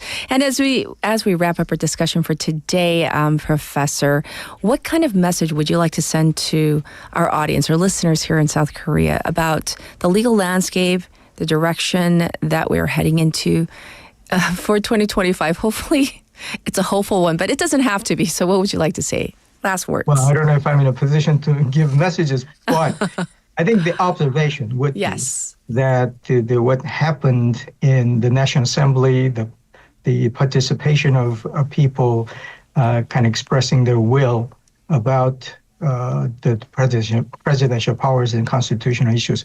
I think it applies to every other sectors. The voices have to be heard, and the voices not just from the streets and not just from screaming, but in a dialogue.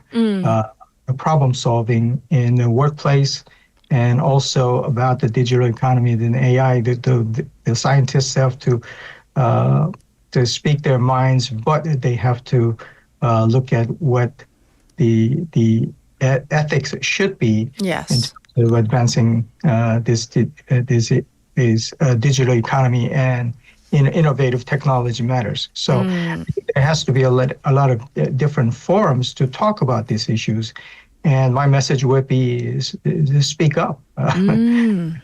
We have to talk more about these issues as a nation to come to some sort of agreements, not the big agreements, but small agreements in the way of solving many different issues.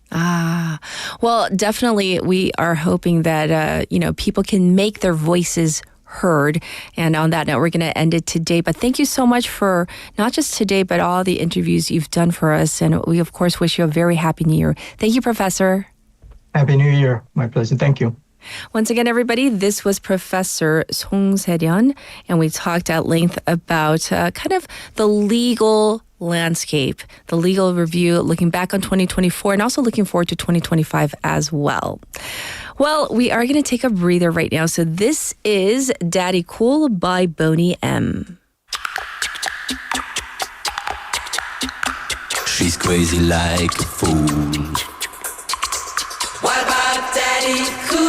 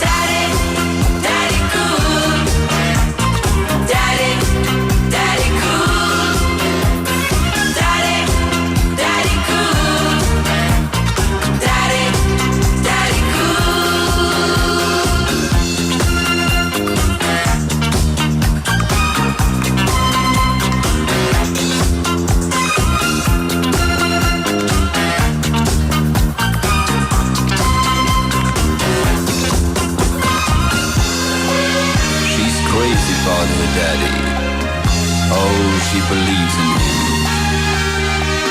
She loves her daddy.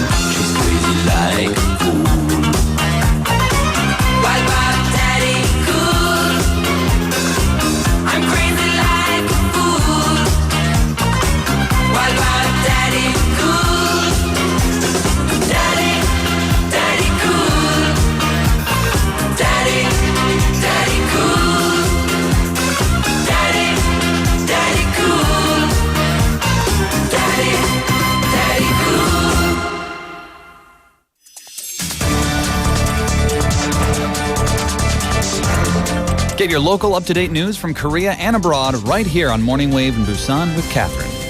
Stay tuned.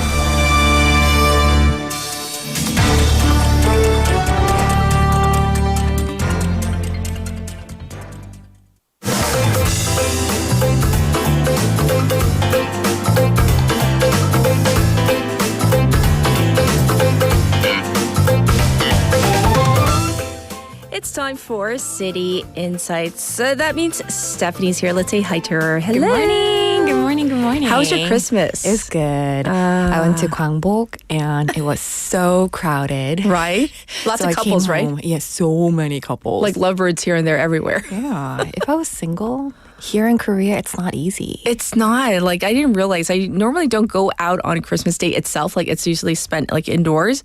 But I went out to 해리단길. That's like couple zone. Couple zone. I was just like, whoa. But I had my partner, Yeah. aka my youngest. And so we had like a girly date. But it's and she kept on saying, she's like, why is everybody like coupled up? I was like, I know. And the thing is, they all match. So like top matchy. to bottom. Yes. Where do you even get those? I don't know.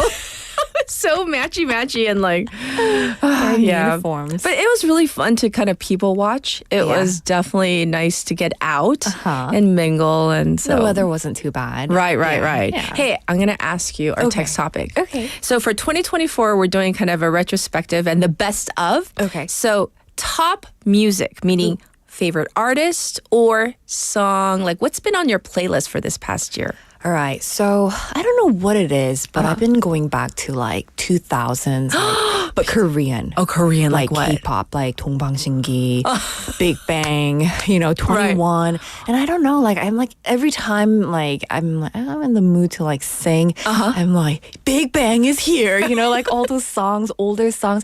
I think I just kind of want to like go back to my I feel you.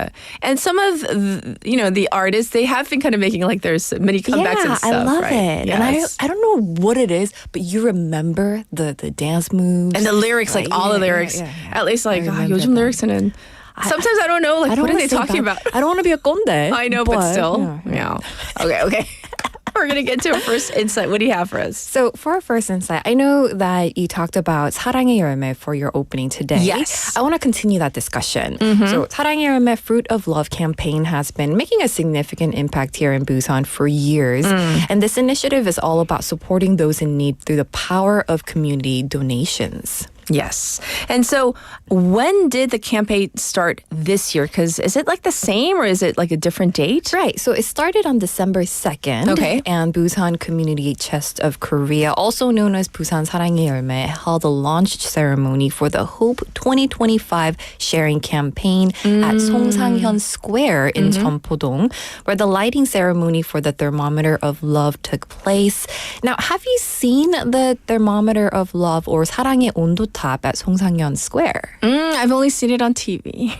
They're quite tall. Yeah, in the middle of the definitely. square, Yes. right? And as you know, the campaign aims to raise 10.86 billion won over 2 months, running until January 31st of next year. And the thermometer actually rises by 1 degree for every 1% of the goal, which is 108.6 million won raised. And when the full target of 10.86 billion won is collected, the sharing temperature reaches 100 degrees, and that's the goal. Right. And this year, like I said earlier, the economic downturn has made the financial situation particularly difficult. So do you think the target amount that it can be successfully reached? Right. So I met with the Secretary General of the Busan Community Chest of Korea, Mr. Park Son-wook, last week. And he shared that the campaign has been running for less than a month. Okay. So it's hard to completely, say what it is. But it's true that sharing temperature is rising more slowly compared to last year.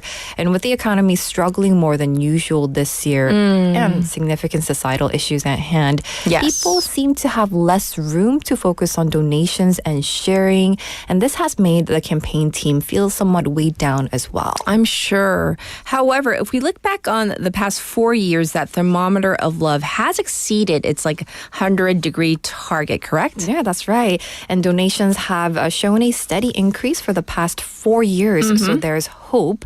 Now, I think it's important to note that 사랑의 열매 uses the precious donations from Busan citizens to support social welfare projects aimed at improving the quality of life for those in need and addressing local community issues as well. Yes. So let's take a listen as Mr. Park Son-wook tells us more about this. 지자체와 협력하여 어려운 이웃을 발굴하여 생계비, 의료비 등을 지원하고 있으며 부산에 한 1,000여 개의 사회복지시설 기관 단체가 있다고 합니다. 그곳에서 필요한 사업을 신청받아서 학계 그리고 사회복지 현장 각계 전문가로 구성된 배분문과 실행위원회에서 공정한 심사를 통해 지원하고 있습니다. 저희가 취약계층, 아동 청소년, 노인 장애인, 여성 다문화 이런 분들을 위해서 다양한 사회복지 사업으로 지원하고 있습니다. Right. So in cooperation with local governments, 사랑의 열매 identifies individuals in need and provide assistance for living expenses, medical costs, and more. Also, projects proposed over by actually 100 or 1,000 social welfare facilities and organizations in Busan undergo a fair review process by the distribution subcommittee, which consists of experts from academia, social welfare fields, and various sectors. Yes. And the funds are then used to support social safety nets, educational independence, and strengthen social care services for vulnerable groups, including children and youth, the elderly, people with disabilities, women, and multicultural families as well. So it's really great to know where the donations are going to, because people really want transparency when they're donating, right? Absolutely. And even small amount can have a meaningful impact during the cold winter months. So listeners, if you're looking for, a way to give and share, this would be it. Right. And I'm sure people are really busy this time of year and with what's going on domestically. Maybe kind of went under the radar this season of giving. Right. So there's still time. Right. If we can, yes. And, Mr. Park Son-wook was sharing with me that some of the families, what they do is have piggy banks. And throughout the year, they, save a little bit of coins. Sure. And by the end, they give it together as a family. And it's a great way to teach children as well. That's right. And it's all accumulates. So all the little amounts, they add up to something much bigger. Absolutely. All right. Let's get to our second insight. All right. So our second insight today is about the UN Allied Nations Global Academy. It's a very meaningful program aimed at fostering international exchanges with countries that participated in the Korean War. Now, this year, 30 schools across Korea joined the initiative, and Busan's Mandok Elementary School won the grand prize. And this program not only teaches students about the history of the Korean War, but also fosters gratitude and cooperation with the Allied nations. Wow. So congrats to Mandok Elementary School. Very impressive. Well, I want to know more about this Global Academy program. What's it all about? Yeah, so the UN Allied Nations Global Academy is a program launched by the Ministry of Patriots and Veterans Affairs back in 2023. It aims to formalize, exchanges between schools in Korea and 22 countries that supported Korea during the Korean War. Yes. The program includes activities like online classes, visits, shared projects, and its goal is to educate students about Korean War, build gratitude toward allied nations, and encourage a culture of peace. Now, Mandok Elementary School students who are part of this program met with Korean and Thai war veterans as well. Oh, really? So did they actually go to Thailand for this? Yeah. Oh. So during their visit to Thailand in August, facilitated by the Thai Korean War Veterans Association, they met 3 Thai veterans along with their families. And veteran by the name of Darwin expressed pride in how Korean students visiting Thailand to honor veterans really reflect the foundation of Korea's growth today. And a couple of days ago, I met with one of the students, Kim Ga-eun. She is a 5th grade student from Mandok Elementary, and she actually went to Thailand for this. She was sharing how, it was very, very hot in Thailand, but it was a very pleasant experience. And she's taking part in publishing a book titled Stories of Peace, featuring the narratives of UN veterans, along with 60 Thai and Indian students. So I asked her about her experience. Let's take a listen. 우리나라 참전 용사분들을 배웠을 때 말씀을 나누기 전에는 주변의 평범한 할아버지라고 생각했으나 우리의 질문을 받으시고 참전했던 이야기를 하실 때에는 책이나 TV에서 보았던 6.25 전쟁이 역사의 한 조각으로 조금이나마 가까이 와닿게 되었습니다. 그분들의 말씀을 기록지에 조금씩 모아두었습니다. 그리고 태국에서 만났던 참전용사 따윈 씨의 따님 입장에서 제가 그 주인공이 되어 글을 써보기도 했습니다. 인도에 갔다 오면 책이 완성된다는 선생님의 말씀에 무척 기대가 되고 제가 큰 역할을 할 수 있다는 점이 뿌듯했습니다. So Kim Ga-eun shared that when meeting Korean veterans, she initially thought of them as just ordinary elderly men. However, as they answered questions and shared their wartime experiences, the history of Korean War as well, she only read about it in books or seen it on TV. She felt closer and more real by talking to them. She shared that she recorded their words bit by bit on note sheets, and also during their visit to Thailand, she wrote a piece imagining herself as a daughter of veteran Darwin, sharing her perspective. And she's very excited about the teacher's plan to finalize the book after their visit to India, and felt proud of, significant role she was able to play in the project. What an amazing, immersive project. And the fact that she is able to articulate what she learned and felt. Amazing, yes. So what about India, though? Are they planning to visit India? Yes. Oh, my goodness. So I believe she said they're planning to visit next April, and with about 10 students. A few months ago, students from India visited Korea for this program. Yes. And she was sharing with me that an Indian friend who visited her home, so when they visit, they do homestays with each other, and they were very interested in Korean K-pop idols. She found it fascinating. She was very proud that someone living in India was a fan of Korean idols. And one of her favorite memories was going with her friend to buy idol albums. And she added that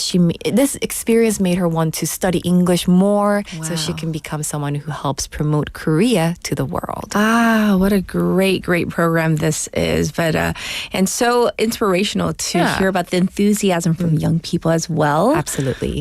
Well, thank you so much for bringing us 2 meaningful insights. And of course, I want to wish you a happy new year. Ooh, already. Yeah, because next year. I'll see you next year. I know, in 2025. Oh my goodness. Have a good one, Stephanie. Bye. All right, everybody. This was Stephanie. But it's time to say goodbye also already. This Thursday kind of feeling like a Monday, but we got through it together. How about this as our final song, though? This is 행운을 빌어줘 by Wonpil of Day 6. Enjoy and have a wonderful day. Bye, everybody.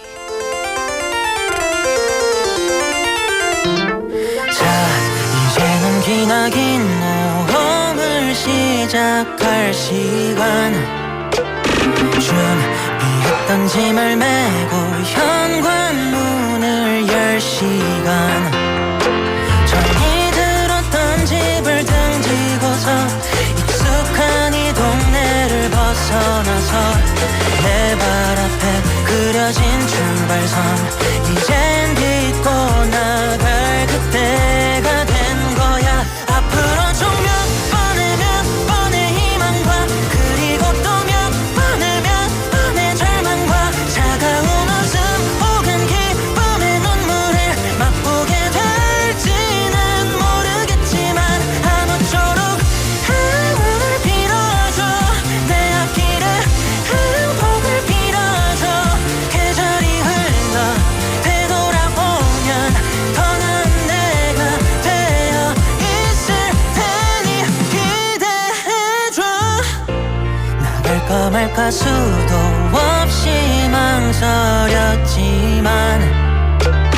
일도 안 되는 고민 따윈 이젠 그만 사랑하는 내 모든 사람들의 기대와 응원을 등에 업고서 내 발 앞에 그려진 출발선 이젠 딛고 나갈 그때가 온 거야 앞으로 좀 몇 번의 희망과 그리고 또 몇 번의 절망과 차가운 웃음 혹은 기쁨의 눈물을 맛보게 될지는 모르겠지만 아무쪼록 행운을 빌어줘 내 앞길에 행복을 빌어줘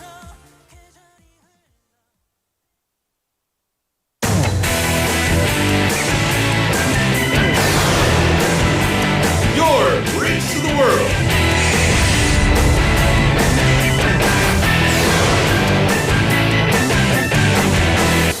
BeFM 부산 영어방송.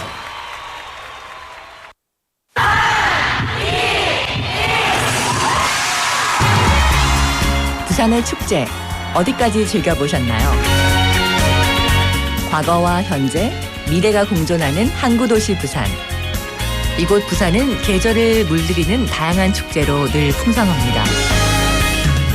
봄의 시작을 알리는 봄꽃 축제부터 부산의 여름을 만끽하는 바다 축제, 전 세계 영화인들이 모이는 부산국제영화제와 새로운 시작의 해맞이 축제까지. 부산의 축제는 우리의 열정을 가득 담고 있습니다. 바쁜 일상은 잠시 뒤로 하고 특별한 시간을 선물 받는 바로 이곳 부산에서 우리의 삶은 축제가 됩니다. 축제로 하나 되는 부산, 여러분은 어떤 축제를 기다리시나요? 이 캠페인은 대선공익재단과 BeFM 부산영어방송이 함께합니다.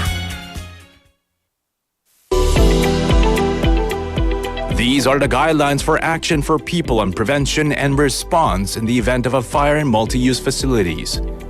First, the facility manager should thoroughly inspect firefighting facilities.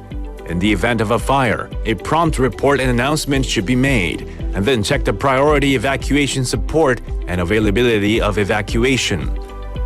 Second, you should close the door and avoid using the elevator when you evacuate.